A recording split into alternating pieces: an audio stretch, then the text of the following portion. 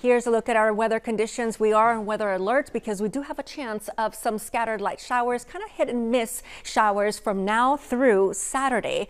Most of all, we'll see some gusty westerly winds, onshore winds for the mountains, up to about 45 miles per hour, but even the coastal areas and the valleys will see some breezy conditions, 15 to about 25 miles per hour.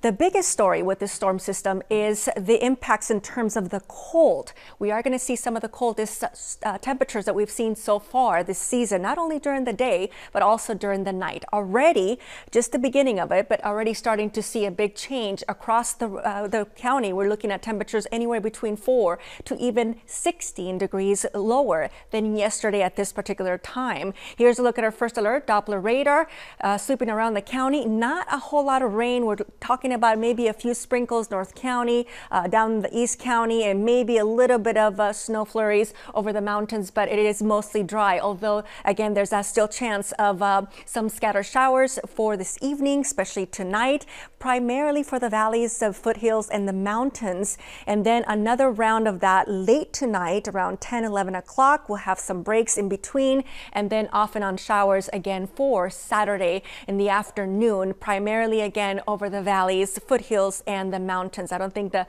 coastal areas will see as much, maybe just a trace to a few 1/100ths of an inch for the inland locations, about 1/10 of an inch for the mountains, maybe about 2/10 of an inch. Again, this is not going to be a big rainmaker.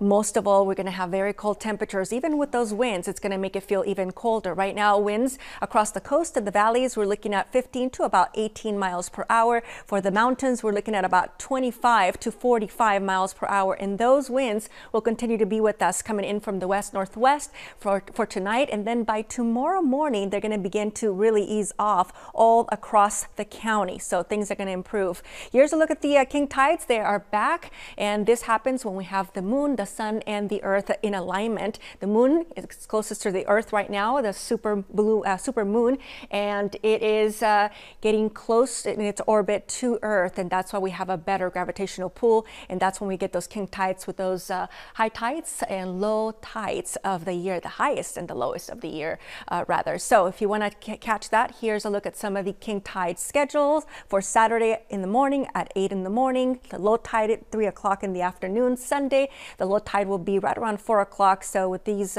exceptionally low tides, it's a great time to go out there and check out the tide pools. We also have not only the king tides, but also we have the high surf, waves 3 to 8 feet. So we do have a beach hazard statement until Saturday at 10 a.m. Not only because of the big surf, but also some risk of high rip currents and also maybe some minor flooding in